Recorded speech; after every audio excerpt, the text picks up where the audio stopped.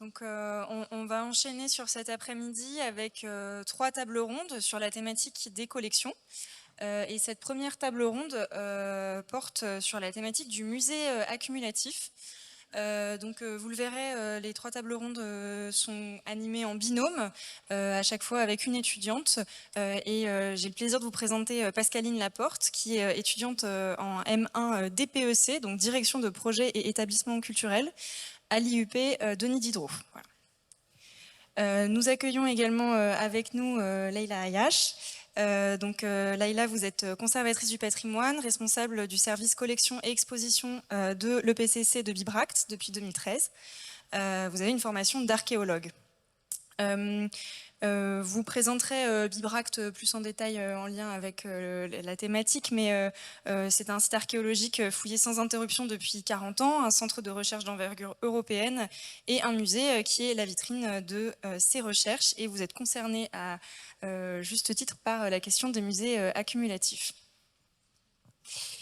Et nous accueillons aussi Yann Domenech. Vous êtes directeur de l'écomusée Creusot-Monceau depuis 2023. Voilà, vous avez fait essentiellement votre carrière au ministère de l'Armée en tant que responsable des musées de troupes de montagne de Grenoble de 2001 à 2010. Puis vous avez été chargé de mission à la délégation du patrimoine de l'armée de terre et conservateur du musée de la Légion étrangère à Aubagne. Et vous êtes diplômé de l'EDL INP et docteur en histoire de l'art. Nous avons pu vous rencontrer un peu avant cette table ronde, et on a remarqué différents principes de conservation très propres à chacun, à chaque aussi lieu que vous dirigez, notamment au Creusot, un tri de l'existant, un type de conservation particulier. Est-ce que vous pourriez, Yann, nous présenter le caractère accumulatif justement de vos collections en quelques minutes pour qu'on ait un petit aperçu? Alors, merci. J'aimerais commencer par vous dire que voilà, moi je suis arrivé dans cette institution et celle des écomusées que je ne connaissais pas. Et ma première rencontre avec cette accumulation, c'était avec Pauline Corias, qui est ici, parce que là, il y a toute la team de l'écomusée Creusot-Monceau qui est là, donc c'est super. Voilà. Et donc, Pauline, la première fois, elle m'a ouvert les antres des réserves de l'écomusée. On devrait plutôt parler de lieux de stockage. Hein. Je pense qu'on va un peu se calmer sur la terminologie du ministère de la Culture. Voilà, on avait effectivement des lieux de stockage où avaient été accumulés, entassés un certain nombre d'objets qui renvoyaient à cet âge d'or de l'écomusée dont parlait tout à l'heure Hugues de Varine, la grande époque de la collecte enquête, la grande époque des campagnes de sauvetage de ce territoire qui était en train de se désindustrialiser entre des industries lourdes et quelques industries, des semi-industries artisanales. Et effectivement, il y a eu cette volonté de l'équipe de l'écomusée à l'époque, au-delà de l'enquête collecte, de aussi récupérer cette matérialité de cette civilisation industrielle. Donc, il y a eu un véritable phénomène d'accumulation, pour ainsi dire, et dans cette démarche de collection écomuséale, sans pour autant effectivement appliquer tout ce qui se faisait dans les musées beaux-arts de l'époque.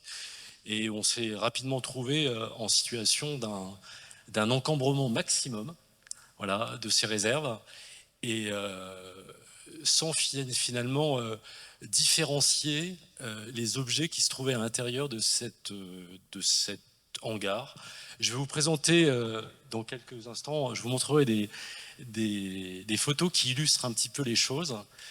J'ai eu la chance aussi d'accompagner notre super conseiller musée Lionel Marcus m'a accompagné aussi dans cette séance d'urbex pour visiter ce lieu, voilà. Et donc là aussi, je crois que c'était un grand moment pour lui, hein, tu confirmes, Lionel? Et voilà, donc finalement, en plus, je crois qu'on a commencé pratiquement en même temps. Donc on était tous les deux dans des rapports d'étonnement sur cette question du patrimoine industriel et comment finalement les choses avaient été collectées, accumulées. Et surtout, la question prégnante, c'était ce qu'on allait en faire aujourd'hui. Parce que mon sentiment, c'est que finalement, c'est facile d'accumuler, mais c'est beaucoup plus difficile de s'en séparer. Alors, je tiens aussi à préciser que sur ces objets, cet ensemble, je vais éviter d'utiliser le terme collection pour cet ensemble, sinon ça va vous faire croire que tout était collection du Musée de France, ce qui n'est pas le cas. C'était ces collections écomuséales. Quelques-unes qui étaient des objets du Musée de France avaient été stockées dans ce même endroit. Et donc, voilà, je vais vous expliquer comment est-ce que nous avons travaillé, mais je vais peut-être laisser parler maintenant Laïla. Oui, pareil. Donc Laïla, passons à Bibract. On avait noté avec Vicky surtout un principe de conservation sélective. Est-ce que justement vous pouvez un peu plus nous présenter ce caractère-là? Alors, d'abord, je vous salue tous. Bonjour à toutes et tous. Je suis vraiment contente d'être ici avec vous aujourd'hui pour vous présenter les pratiques qui sont à l'œuvre à Bibract depuis 40 ans et qui sont vraiment issues d'une logique complètement liée à l'archéologie et à ses spécificités, mais qui, voilà, dans ces spécificités, présentent quand même beaucoup de points communs avec les questions que vous vous posez. En termes de contexte, pour vous donner quand même la mesure de cette accumulation qu'on pratique très naturellement à Bibract. Quelques chiffres. Donc Bibract, un site archéologique majeur pour la fin de l'âge du fer à l'échelle européenne, qui est fouillé sans interruption depuis 40 ans, à raison de 6 chantiers de fouilles en moyenne par an, qui sont réalisés par des universités qui viennent de toute l'Europe, j'y reviendrai un petit peu plus tard, qui sont donc réalisés chaque année par une centaine de scientifiques, professeurs d'université et leurs étudiants, sur le terrain et puis ensuite en post-fouille et en études de mobilier.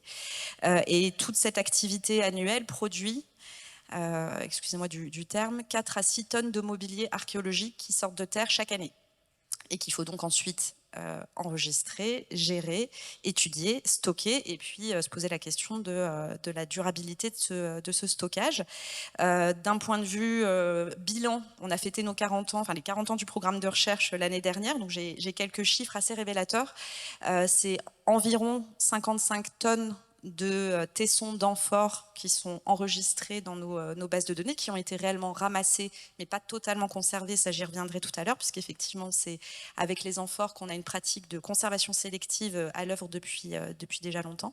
3000 monnaies, plus de 800 fibules, en tout à peu près 1 million d'items enregistrés dans notre base de données, dans laquelle on fait la différence, j'y reviendrai plus tard, entre ce qui est réellement conservé et ce qui a été enregistré puis rejeté, ce qui correspond à 90 000 objets individualisés et prélèvements. Donc une politique d'acquisition assez simple, hein. Le seul et unique canal d'enrichissement de la collection Bibract, ce sont les fouilles réalisées chaque année qui devraient se poursuivre, en tout cas on le souhaite encore très longtemps. Et cette politique d'acquisition est donc complètement liée au fonctionnement de l'archéologie programmée, aussi bien en termes de gestion que d'enjeux scientifiques ou encore de questions de statut. Avec dans l'historique de l'établissement de Bibract une espèce de chance quelque part, qui est que la question du musée est intervenue assez tard. Alors physiquement, le musée il a été construit en 1995, mais pour présenter d'abord une muséographie très didactique, plutôt du ressort du centre d'interprétation, avec très peu d'objets authentiques à l'intérieur, puisque la plupart étaient soit encore sous terre, soit en cours d'étude après le redémarrage des fouilles en 84.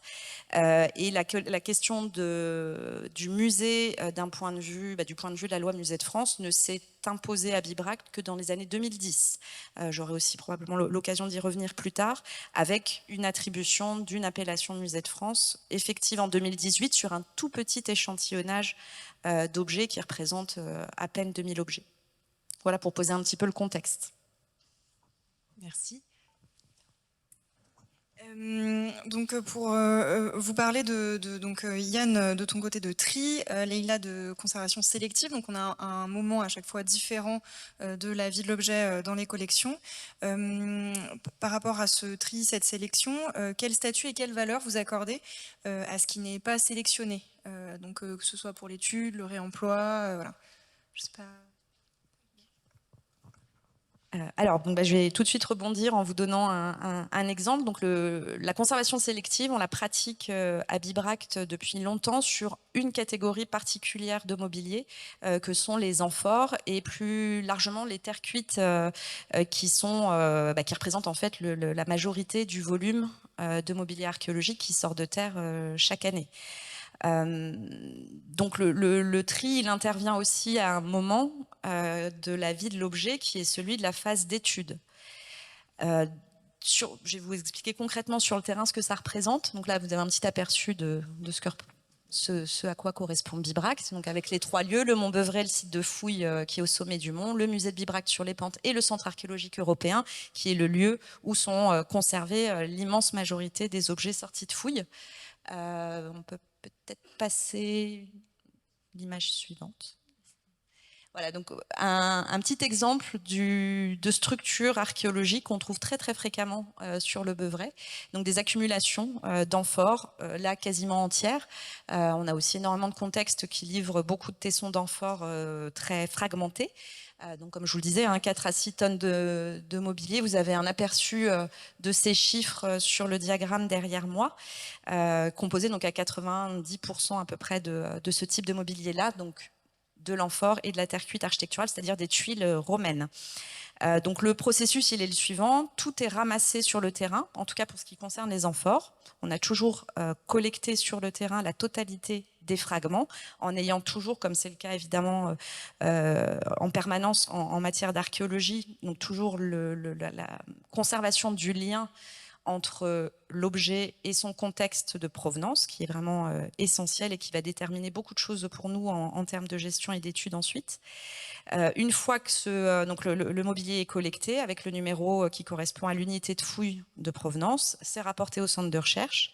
Les fouilleurs poursuivent l'enregistrement avec un système de fiches papier puis de base de données, et la phase immédiatement après, c'est celle de la post-fouille, où on va faire intervenir des spécialistes de chacune des catégories de mobilier. Et en l'occurrence, chaque année à l'automne, on a notre spécialiste des amphores qui vient regarder tous les tessons collectés par les collègues fouilleurs, vérifier les identifications en termes de typologie, et une fois que c'est fait, donc tout est compté, pesé, enregistré, et ensuite les tessons de céramique, d'amphores qui n'ont pas de forme particulière ni de marque, sont mis de côté dans une benne à la sortie du centre de recherche pour finalement être évacués vers nos hangars techniques où ensuite on voit ce qu'on peut en faire.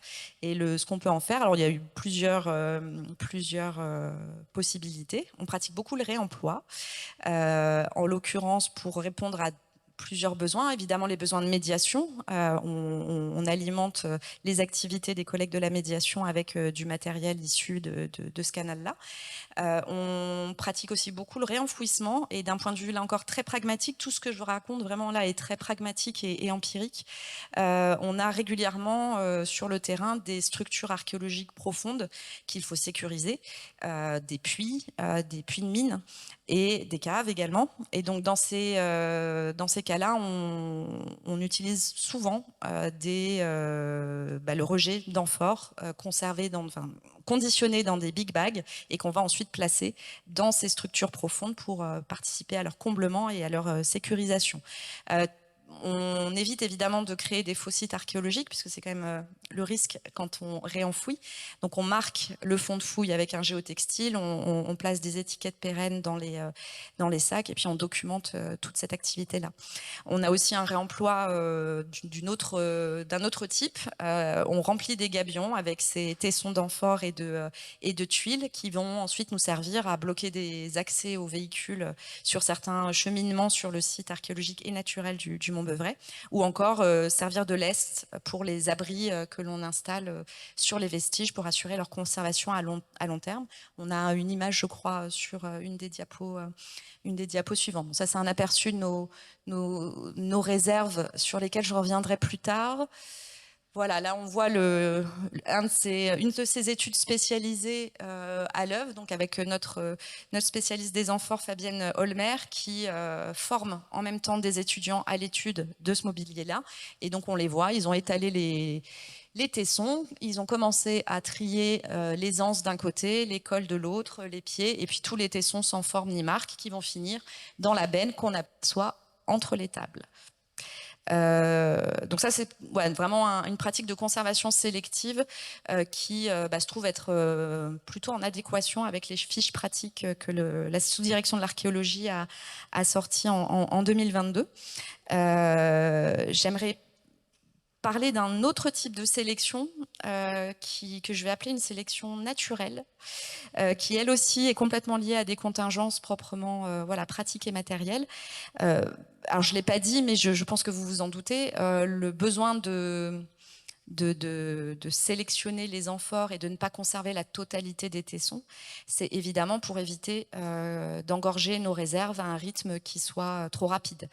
Je me permets cette petite digression pour vous parler de nos moyens, parce qu'on a quand même un établissement public qui est doté de moyens très conséquents, avec un soutien de l'État qui est extrêmement fort et même fondateur depuis 40 ans.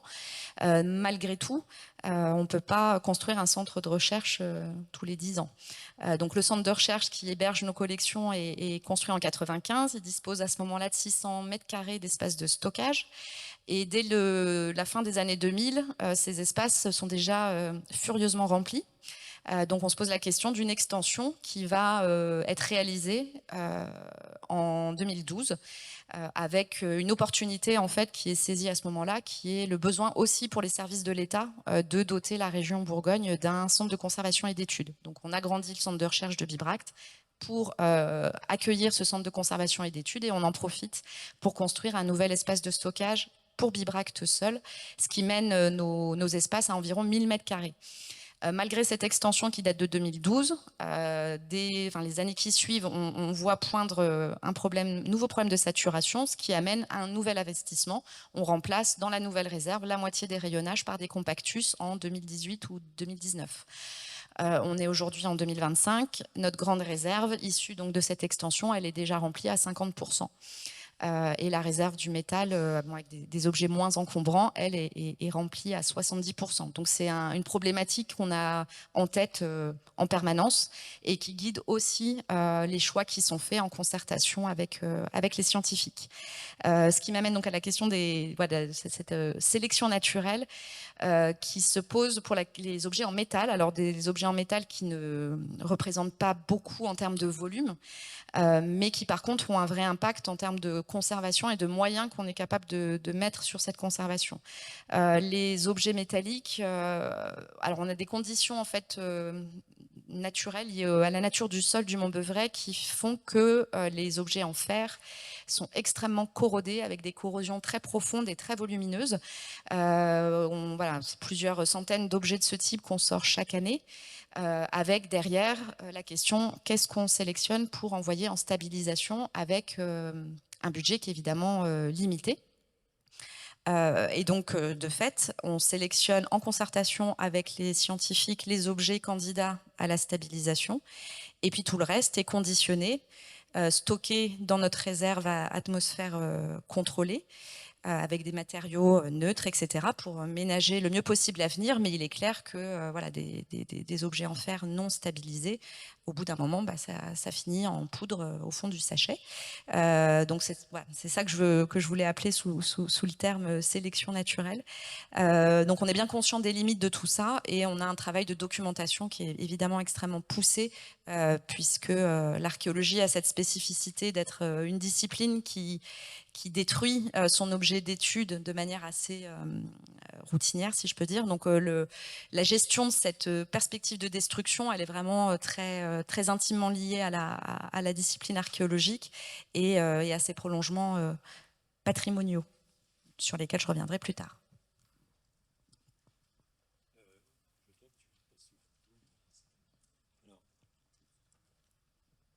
Il faut encore avancer. On revient en arrière, sur le plan là général. Merci.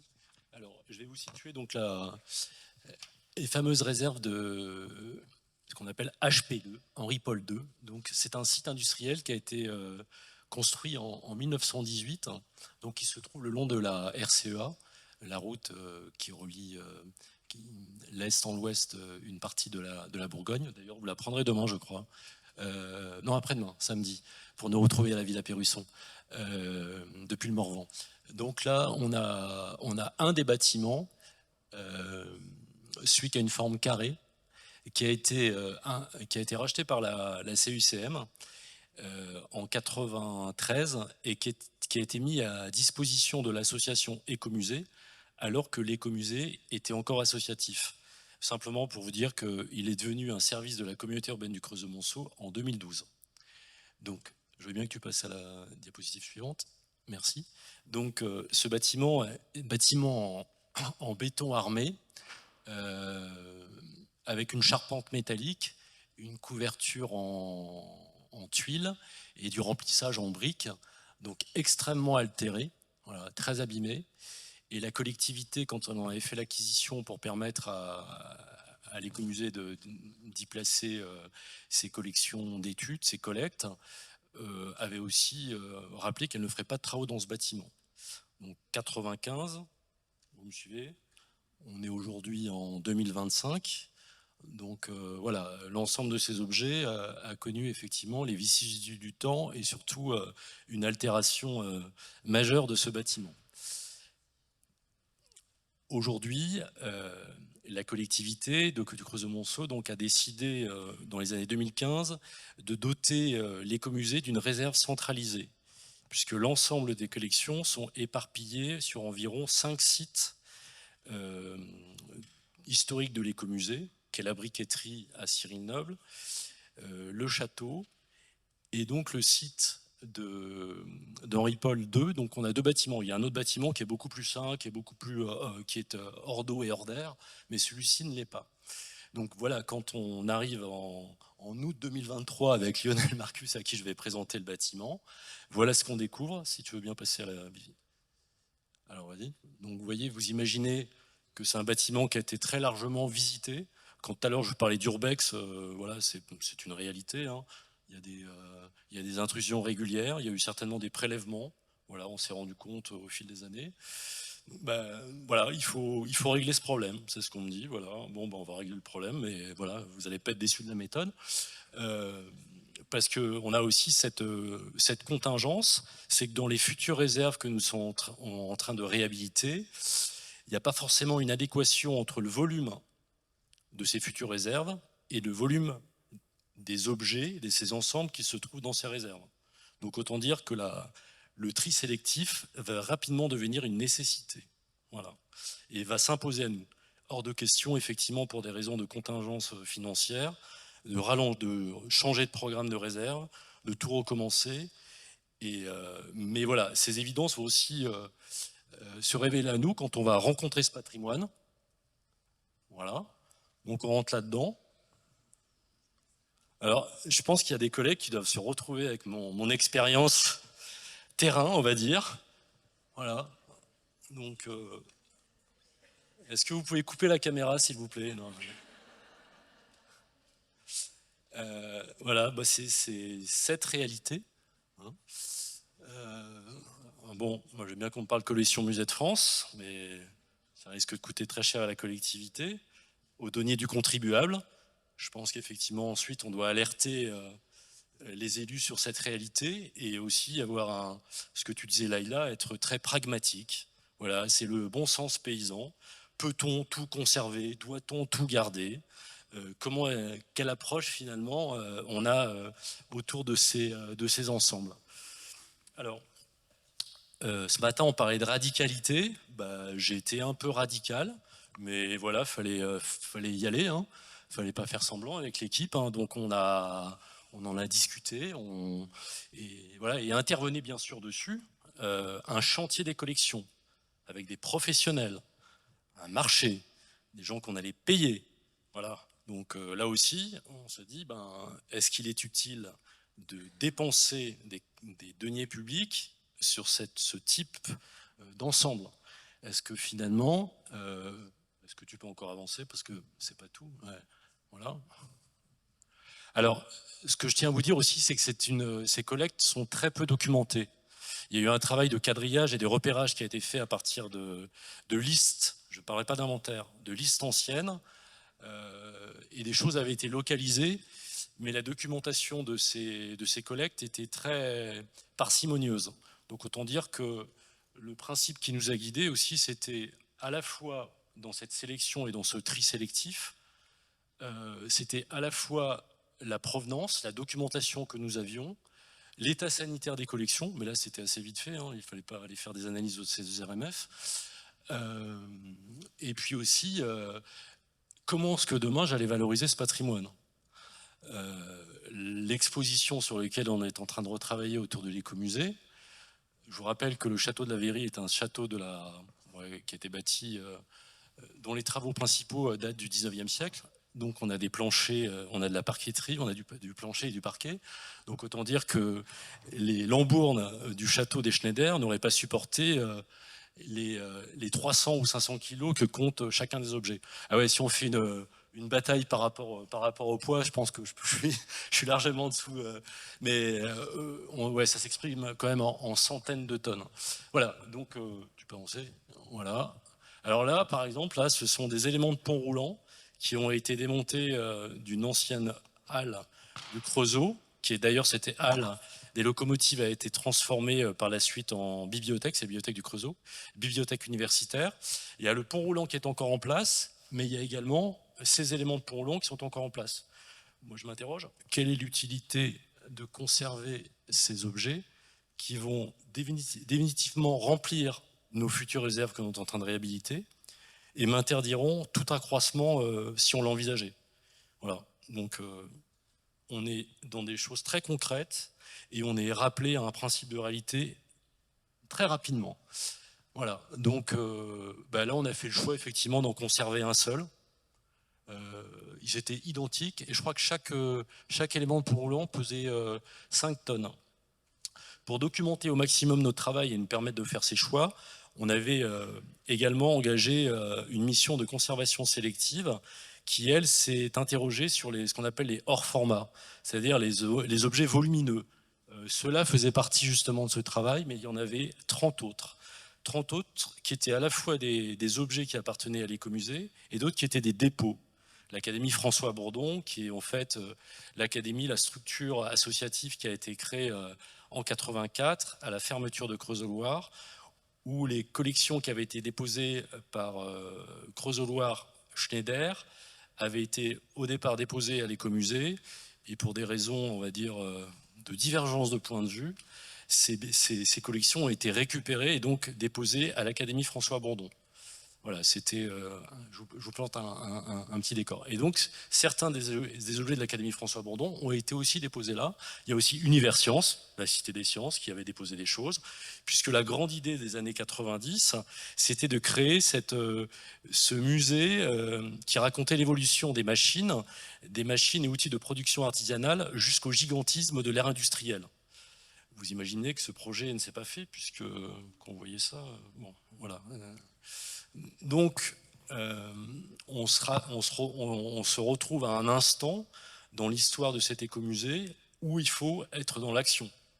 Donc, il faut agir et on ne peut pas se dire je ne sais pas trop si je le garde ou pas parce que ça peut toujours servir. Non, à un moment, je pense qu'il faut faire des propositions à l'exécutif qui est quand même vote des budgets auprès de ces élus.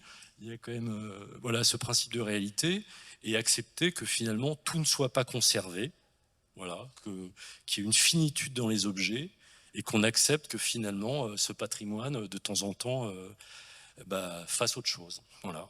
Donc c'est une action à la fois de dépatrimonialisation et donc on a interrogé des lots d'objets et pas forcément pièce à pièce, puisque tu peux, voilà, vous voyez, alors c'est des clés plates, donc il y en a à peu près une, voilà, vous connaissez la clé plate, juste à côté il y a des clés à tubes, donc bon, voilà, donc par rapport à ça, j'ai pas été perplexe très longtemps sur le devenir de ces objets. Donc, comment est-ce que finalement, donc bien sûr tout ce qui était inscrit à l'inventaire Musée de France, ça a été bien entendu conservé, traité et partira dans notre future réserve. Les dépôts ont été restitués, mais certains déposants ont renoncé à récupérer leurs dépôts.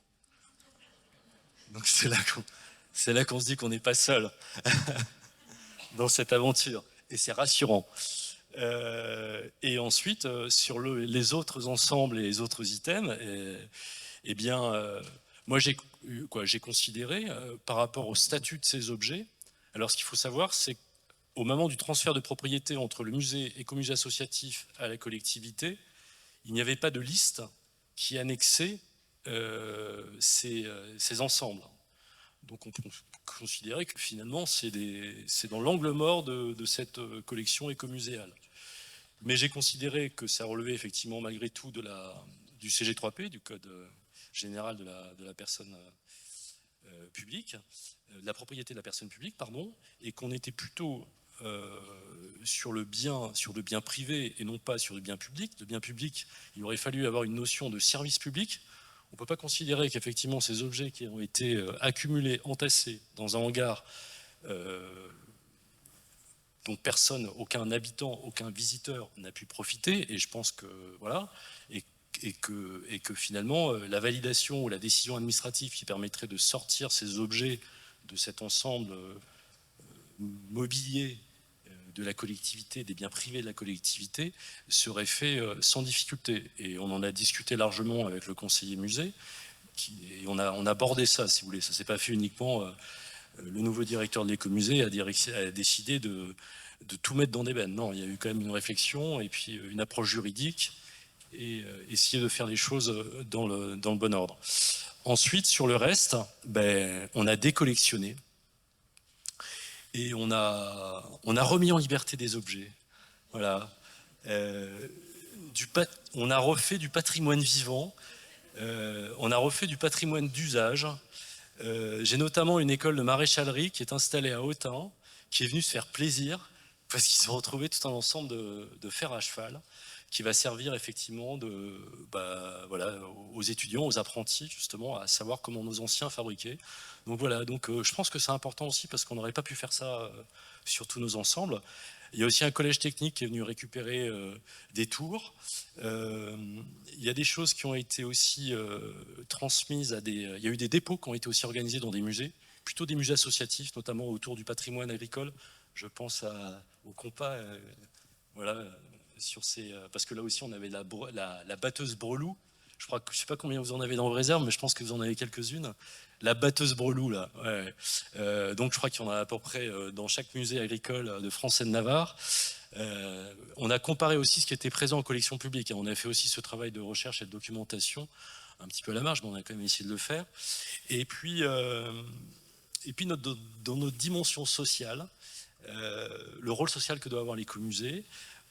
Alors ça, c'est un projet qu'on est en train de mettre en cours. Il y a une association qui s'appelle les Gratiférias et qui en fait remet, c'est une association qui sert à donner des objets, voilà, c'est comme un Emmaüs, mais sauf qu'on ne paye pas, on donne.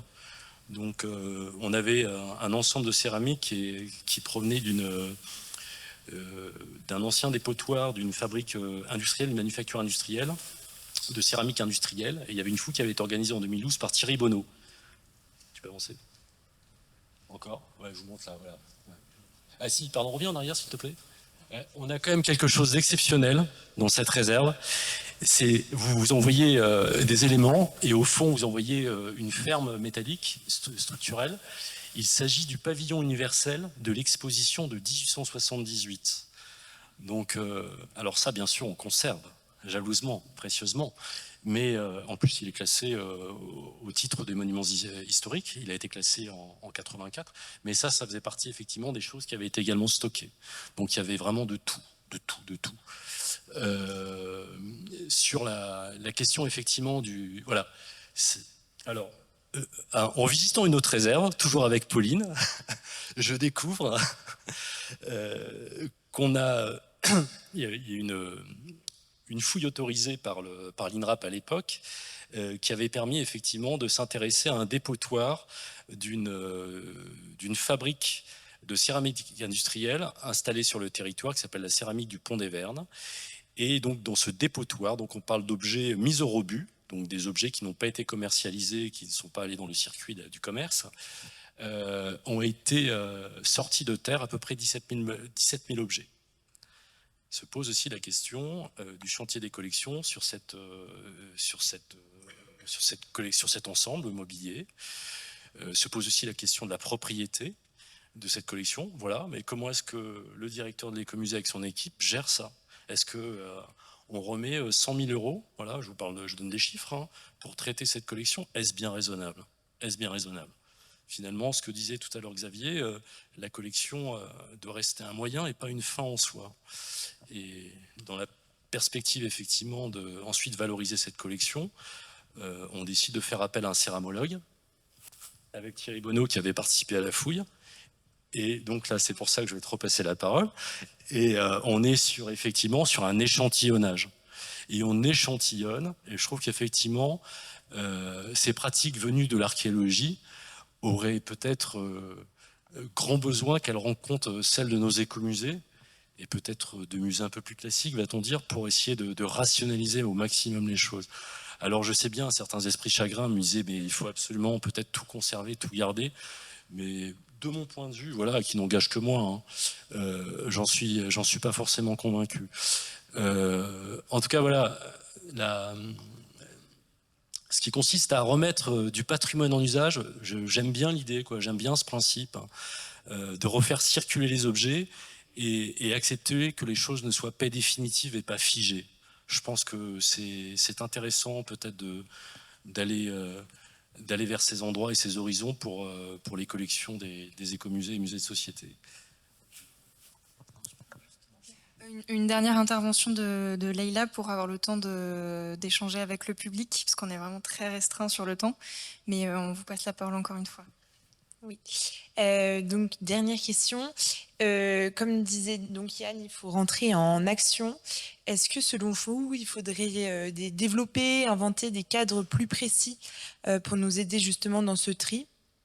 Par exemple, la question de matériel d'étude, ou au contraire, doit-on mettre l'accent sur le particulier et inventer donc des méthodologies propres à chaque situation? Alors pour essayer d'alimenter la réflexion avec à partir de l'exemple de Bibracte, je voulais juste peut-être revenir d'abord sur une des images qui est passée très rapidement, un tableau pas très sexy, mais qui dit quand même des choses encore un petit peu avant. Donc voilà, nos gabions, voilà, juste là. Donc là, vous avez un aperçu de l'écran de notre base de données qui correspond à l'inventaire préliminaire du mobilier, donc qui est réalisé immédiatement, pendant la fouille et en post-fouille. Et ce que je voulais vous mettre en évidence, c'est que vous voyez dans les intitulés de catégories de mobilier, on a aussi bien les fragments de terre cuite amphore gardés que les terres cuites non conservées qui sont indiquées vraiment comme telles. Donc ça, vous voyez que que ces éléments-là sont raccrochés à leur unité de fouille. C'est les numéros qui sont dans la partie gauche du tableau. Et puis pesés, comptabilisés.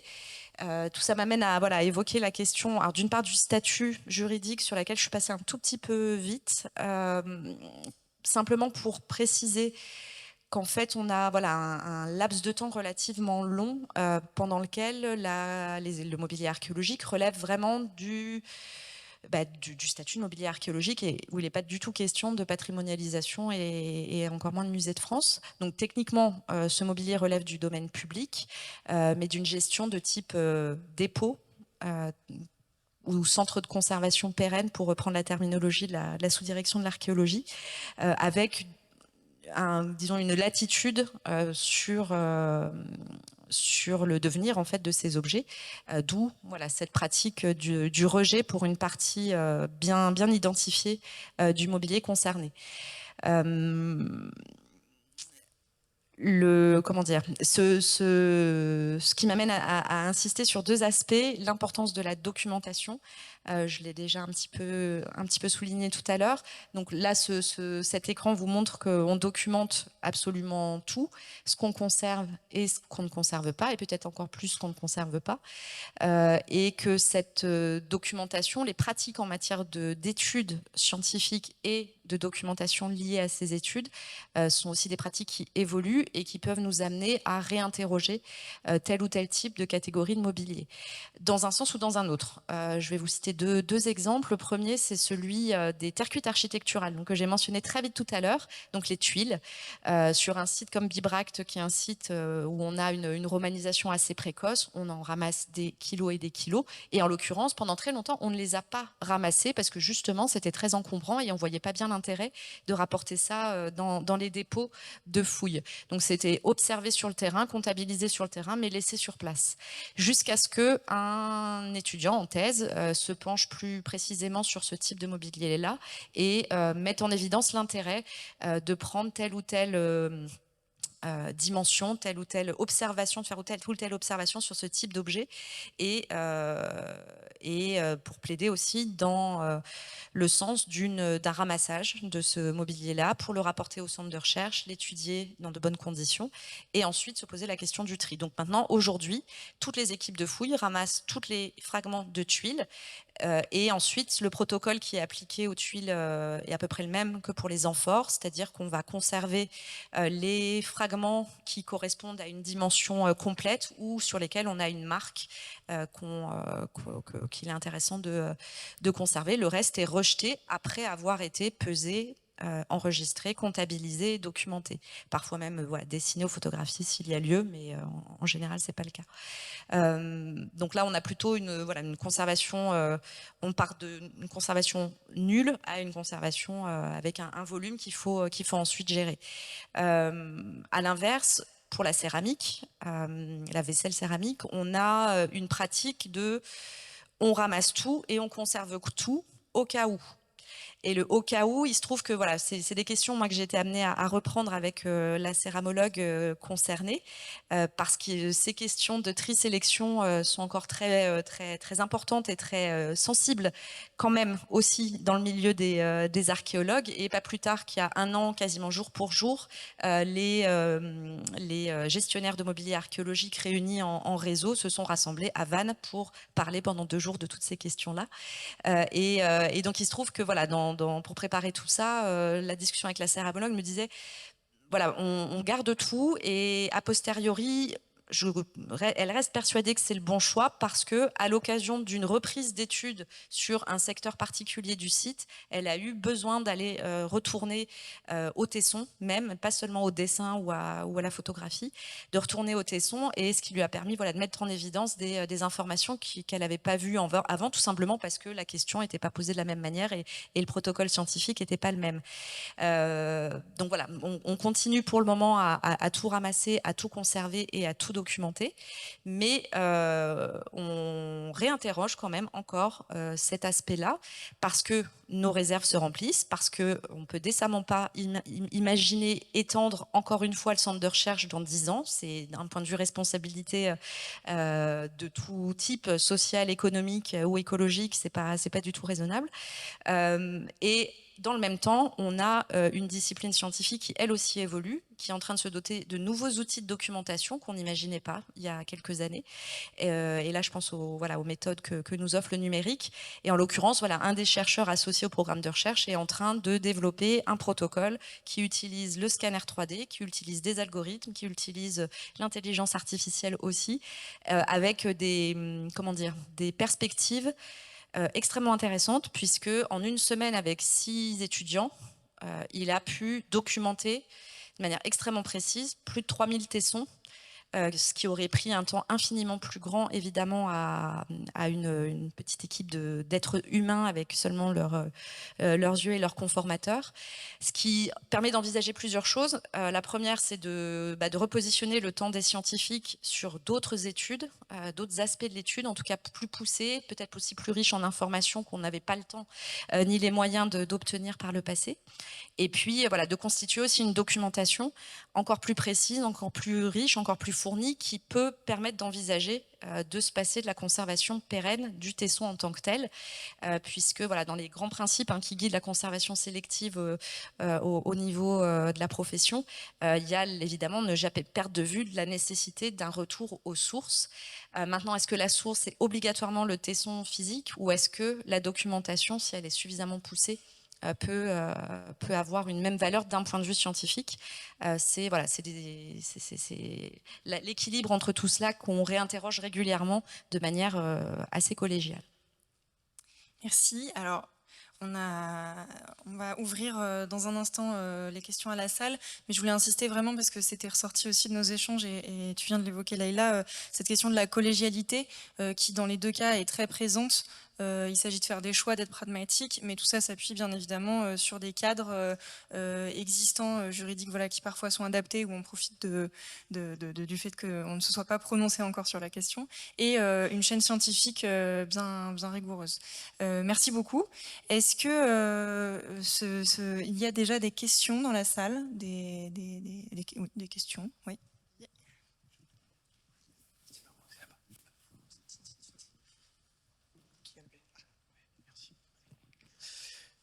Bonjour, donc Olivier Cohn, directeur du musée dauphinois. Merci à nos intervenants. C'était une question pour Yann Domecq de Célès.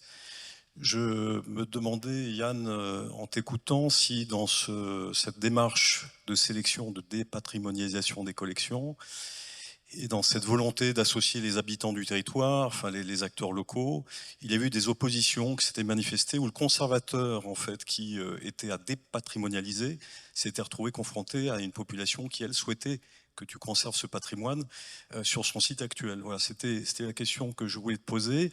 Et puis donner une expérience rapide en Isère, à laquelle nous avons été confrontés au musée dauphinois, qui est celle de l'existence d'un dépôt des chemins de fer à Lamure, qui est un site que certains connaissent, donc dans le bassin minier au sud du département, avec donc un matériel gros volume et petites pièces qui a été intégralement conservé, ou en grande partie, dont certains éléments datent du début du XXe siècle. Et le constat que nous avons fait pour un site départemental, alors que nous sommes musée départemental, de l'impossibilité de faire rentrer quelques pièces que ce soit dans nos réserves. Et en se disant en même temps que c'était pas mal que ça soit conservé sur site, qui est très mal surveillé.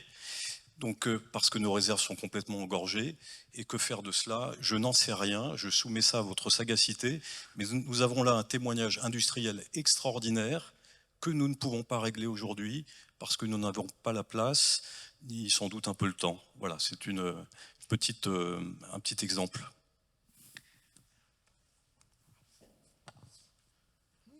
Alors effectivement, quand j'ai pris contact avec... en fait, ce qui s'est passé, c'est que ça s'est fait d'opportunités de rencontres, hein, cette histoire de décollection et de remettre en circulation ce qui pouvait s'appeler du patrimoine à un moment. On a eu l'entreprise Bovis, que certains connaissent, certainement connaissent d'entre vous. On avait parmi un équipier de l'équipe Bovis qui est intervenu sur notre chantier des collections, un garçon extraordinaire qui était plein de ressources et qui connaissait absolument tous les petits musées, toutes les petites associations et tous ces gens qui travaillaient dans le patrimoine vernaculaire. Donc rapidement, il m'a mis en contact avec une dizaine de personnes. Et c'est parmi effectivement ces contacts, qui étaient acteurs locaux ou pas, que je me suis rapproché. Après, j'ai effectivement, on en a parlé avec l'équipe, mais on savait très bien que le devenir de ces objets, à l'arrivée, ça allait être la benne. Voilà, très clairement. Hein. Donc il n'y avait pas d'autre alternative.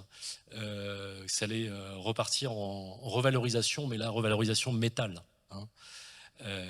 Donc ce qui a effectivement nous a incité à essayer de changer le cours de la vie de ces objets, et en disant bah voilà, ils pouvaient avoir une seconde vie.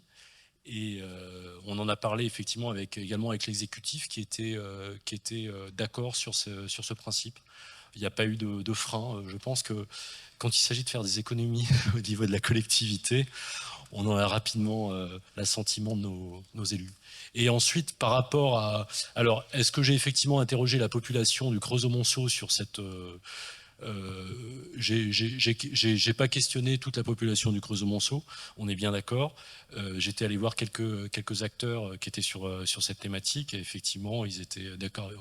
En fait, on est face à une évidence. À un moment, c'est est-ce qu'on finalement décide ce passage à l'acte, ou on décide finalement de laisser ça à nos successeurs. C'est MST, quoi. Mon successeur traitera. Mais voilà, je pense qu'il faut aussi à un moment y aller et puis se dire qu'est-ce qui va m'arriver.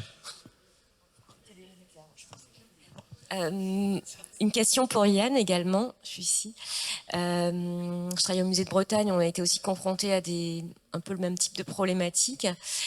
Et je voulais savoir si dans du coup, voilà, cette vision très pragmatique et opérationnelle des choses, vous aviez été aussi accompagné ou si l'administration avait facilité les choses, notamment par rapport au process de sortie de la domanialité publique. Parce que même si c'est pas collection au Musée de France, on est quand même dans le domaine public. Tout à fait. Ce que je vous disais initialement, c'est qu'en fait, ces ensembles n'avaient pas fait l'objet du transfert, n'avaient pas été annexés au transfert de propriété entre l'écomusée associatif et l'écomusée communautaire. Donc c'était un ensemble qui n'avait pas forcément d'existence juridique. Moi j'ai considéré effectivement qu'il en avait un et qu'il relevait des biens privés de la collectivité, même s'il n'apparaissait pas sur les documents, pas notariés, mais documents, les décisions administratives. Et effectivement, on est en train de le faire, puisque le site que vous avez visité, là, dont je vous ai montré les photos là-bas, le traitement n'est pas encore complètement terminé. Mais ces objets qui vont effectivement être évacués et revalorisés sous forme de... Voilà, ça va repartir en métal, hein, très clairement. Hein. Tiens, tout à l'heure, on parlait d'éco-responsabilité, c'est aussi une façon aussi de remettre en circuit de la matière première. Hein. Je tiens à vous le dire. Donc ça, à mon avis, c'est aussi c'est une validation politique avec effectivement une décision administrative de l'exécutif. Ouais, tout à fait. Donc, on ne fait pas les choses en douce. Voilà. Et concrètement, il y a un document contractuel qui vous relie l'écomusée à celui à qui vous cédez l'objet, enfin, les ensembles. Oui, alors effectivement, alors ça c'est intéressant à partager. Ouais, alors tout ce qui était, alors c'est des documents assez. Alors il y avait notamment les dépôts. On a procédé à des dépôts, mais ça, je pense que les conventions de dépôt, tout le monde en a. Et puis après, il y avait tout ce qui était fait en direction des associations. Notamment l'école de maréchalerie où effectivement j'ai rédigé un papier où effectivement j'ai dit je dépose effectivement ces objets. Après on transformera ou un prêt ou un dépôt à longue durée, on transférera peut-être par une cession, mais ça se fera au cas par cas. En tout cas, c'est sûr, sur les grosses masses que vous avez vues tout à l'heure, les objets les éléments de pont roulant, les demi-couronnes qui pèsent environ 10 tonnes pièce. Voilà, ces grosses masses d'objets, il était certain qu'il fallait que j'obtienne l'accord de l'exécutif pour pouvoir m'en défaire. Parce que derrière, ce que je vous explique à l'instant, c'est qu'il y a, voilà, on les jette pas pour les jeter, c'est qu'on les jette parce que voilà, on est coincé. On est coincé, on ne sait qu'en faire. À aucun moment ils pourront rejoindre les futures réserves. Si vous voulez, on a un bâtiment qui est en cours de réhabilitation. Une ancienne imprimerie qui a été ensuite transformée en ligue de football, la ligue de football de Bourgogne, le siège de la ligue de football de Bourgogne, qui est un bâtiment qui est réhabilité, mais qui n'est pas une réserve à la base. Donc forcément, il a fallu s'adapter au lieu. Donc on a deux plateaux de 800 mètres carrés. Ces deux plateaux de 800 mètres carrés, quand vous voyez le gigantisme de la réserve que je vous montrais avant, plus les 4 autres sites, c'était, on va dire, ma variable d'ajustement s'est portée sur cette typologie d'objets et d'ensembles qui constituaient une partie de la collection écomuséale. Rassurez-vous, on a quand même gardé des choses, hein. On n'a pas tout jeté. Mais ce qui est sûr, c'est que voilà, il a fallu être pragmatique et ensuite accepter effectivement de faire valider les choses à l'exécutif. Bonjour, j'ai une question complémentaire pour vous. Concernant cette revalorisation en métal, est-ce que vous avez réussi à les vendre pour du recyclage, les réinsérer dans une filière métal, ou est-ce que vous avez été contraint d'en faire une cession? Alors, en fait, on n'en est pas encore là. C'est à l'étude, parce que le bâtiment, pour l'instant, n'est pas encore vidé. On a travaillé pour cette opération de chantier des collections avec chantier de traitement des collections, plus exactement. Hein, sinon, je vais être repris par la chargée de du service, la chef de service, on a opéré avec à la fois un dépollueur, parce que vous imaginez bien qu'un site comme ça, il y a forcément du plomb, il y a forcément de l'amiante, sinon ça serait pas drôle. Et voilà. Et donc avec un des dépollueurs, on a été en pourparlers pour qu'il nous trouve des négociations justement pour écouler, j'allais dire, cette ferraille auprès d'entreprises qui font de la valorisation de métal. Et non, on ne sera pas sur une cession, je pense qu'on sera sur une vente. Il n'y a pas de raison en fait. Il n'y a pas de raison que la collectivité ne se retrouve pas dans une forme, pas d'équilibre financier, mais de recettes financières qui permettent d'alimenter cette... moi, ça me choque pas. Donc finalement, c'est une valorisation du travail des enquêteurs-collecteurs. Exactement. Exactement. Merci pour le raccourci. Ouais. La boucle est bouclée. Non. Ah oui, bien sûr. Ah oui, quand la société, alors il y en a 2-3 qui font ça sur le territoire. Généralement, ils se payent à la fois sur la bête et ensuite il y a un prix à la tonne et ensuite voilà, ils reversent à la collectivité cette valorisation, le prix la valeur de cette valorisation. Ouais, tout à fait. Véronique Malfette, je suis responsable du musée de la mine de Carmaux-Cagnac dans le Tarn. Et je rebondis sur quelque chose, sur la remise en liberté d'objets de collection.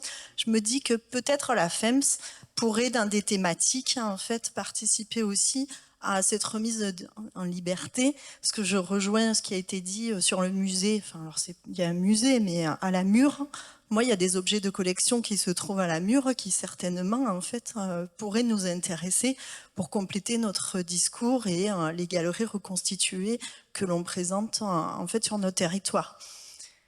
Donc, avant la vente, peut-être.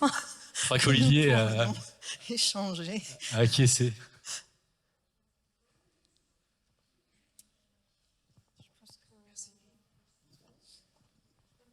Je pense qu'on a passé notre temps, parce qu'il y a 2 tables rondes qui nous succèdent, mais je vous invite à continuer les échanges ce soir à l'issue de cet après-midi.